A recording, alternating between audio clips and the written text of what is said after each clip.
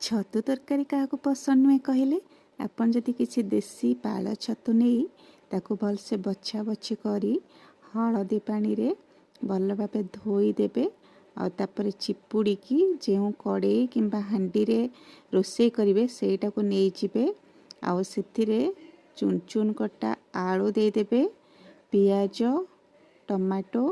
किछि रसुण कला कंचा लंका हलदी गुंड लाल लंका गुंड स्वाद अनुसार लुण तापर टिके कला सोरिष